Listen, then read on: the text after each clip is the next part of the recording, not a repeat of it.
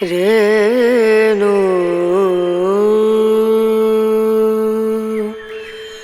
রনা রনা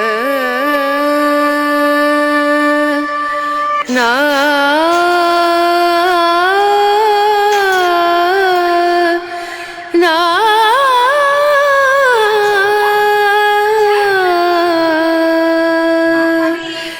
রেণু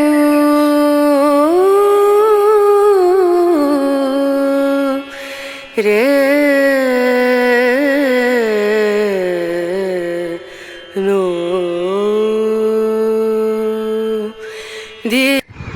নমস্কার বন্ধুরা, কেমন আছো তোমরা সবাই? নিশ্চয়ই ভালো আছো। আমিও কিন্তু বেশ ভালো আছি। আজকে আর একটা নতুন দিনের অনেক ভালোবাসা জানিয়ে আজকের ভিডিওটা তোমাদের সাথে শুরু করছি। দেখো, সকাল সকাল রান্নাঘরে চলে এসেছি। তার আগে আমার মোটামুটি বাসি কাজ বলতে বাসি ঘর দোয়ার ঝাড় দেওয়া আর ওই টুকিটাকি চা টা খাওয়া এগুলো আর কি হয়ে গিয়েছিল। তো এখন রুটি করতে চলে এসেছি। 7:30 বাজে। পুকুকে যেহেতু স্কুল পাঠাতে হবে, তো এই হচ্ছে আজকে আমাদের ব্রেকফাস্ট, রুটি আর কুমড়ো আলুর তরকারি। সাথে না আমার বরমহাশয় কালকে যেহেতু পরশুকি অমাবস্যা গেছে, তো অনেক জায়গায় প্রসাদ বিতরণ হয়েছিল। তো আসার সময় পুকুকে স্কুল দিয়ে আসার সময় ও এক জায়গায় আর কি প্রসাদ বিতরণ হচ্ছিল, সেখান থেকে একটুখানি ভোগ প্রসাদ নিয়ে এসেছিলো আমার জন্য। আমি এই ভোগ প্রসাদ খেতে ভীষণ ভালোবাসি, সেই জন্য। তো যাই হোক বন্ধুরা, দেখো খাওয়া দাওয়ার পাট চুকিয়ে দিয়েছি, দিয়ে এখন এক পাজা কাপড় বিছানা ভর্তি হয়েছিল সেগুলোকে গুছাতে গুছাতে ওই যে আমার ছোট্টু বলবো সারাক্ষণ আমার পায়ে পায়ে জড়াতে থাকে, আর এখন দেখো আমার সাথে খুনসুটি করেই চলেছে। এই সারা দিনের আমার নিয়ম, জানো তো, রোজ রাত্রে আমি একটা চিন্তা ভাবনা করে শুই যে কালকের সকালটা যেন আমার জন্য খুব সুন্দর হয়। যে কোনো সাধারণ কাজ, এই সমস্ত কাজগুলো এগুলো কিন্তু আমাদের প্রত্যেকেরই ঘরে হয়, নতুন কিছু নয়। এই ঘর মোছা, বাসন মাজা, ঘর ঝাড় দেওয়া, কাপড় গুছানো, কাপড় কাচা, এই সমস্ত কাজ কিন্তু আমরা প্রত্যেকেই কম বেশি করেই থাকি। কিন্তু তার মধ্যেও যেহেতু এটা আমার রোজগারের কাজ আর বাইরে খুব একটা বেরানো হয় না, সেই জন্য মনটা না এক এক সময় খুবই ভারাক্রান্ত হয়ে যায়। তাই রোজ রাতে শোয়ার আগে ঠাকুরের কাছে প্রার্থনা করে শুই যে কালকের দিনটা সাধারণের মধ্যেও যেন আমার কাছে অসাধারণ হয়ে কাটে।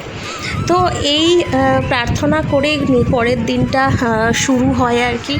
আর সত্যি কথা বলতে পরের দিনটা এই একই কাজ, এই রোজের কাজ আমার কাছে কিন্তু খুব একটা কষ্টের মনে হয় না।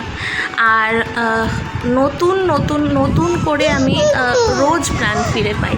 আমার এই ছোট্টু বরকুর সাথে খেলাধুলা, ছোট্টু বরকুকে কম বেশি মারা বকা, ওদেরকে নিয়ে সময় কাটানো, আমার পুকুকে নিয়ে সময় কাটানো, এই সবই হয়তো আমার সাধারণের মধ্যেও অসাধারণ কিছু কাজকর্ম হয়ে দাঁড়িয়েছে আর কি। এটা আমি নিজেকে সান্ত্বনা দিই, যাতে আমি রোজ এই কাজগুলো করার জন্য এনার্জি ফিল করি, এই আর কি। তো চলো বন্ধুরা, ভিডিওটা দেখতে থাকো, আশা করি তোমাদের ভালো লাগবে। আর যদি ভালো লাগে অবশ্যই একটা কমেন্ট করে জানিও। তো চলো ভিডিওটা দেখতে থাকো।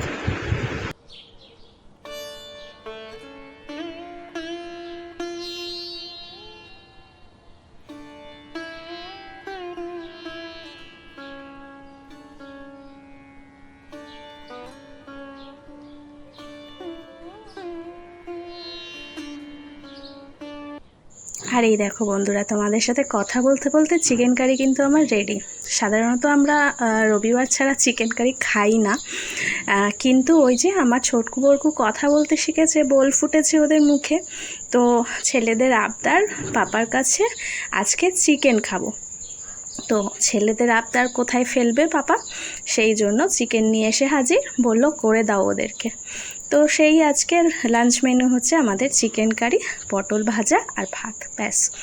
একা সংসারে এর থেকে বেশি আর কি করব বলো।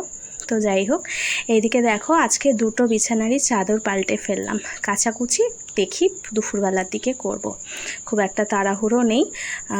এদিকে আগে ও ছেলেদের খাইয়ে দাইয়ে ঘুম পাড়িয়ে দেবো, তারপরেই কাচাকুচি করব। কেননা আজকে যেহেতু এখন মোটামুটি রোদ যেহেতু উঠছে বেশ ভালোই, তো সেই জন্য যদি আমি দুপুরবেলা কেচেও দিয়ে আমার সিঁড়ির ঘরে মেলে দিলে পরের দিন যদি আমি সেটা ছাদে দিয়ে দিই বেশ ভালোভাবে শুকিয়ে যাবে। সেই জন্য শুকানো নিয়ে ঝামেলা নেই। তো যাই হোক, দেখো, আর এদিকে আমার পুজো টুজো সেরে স্নানও কমপ্লিট।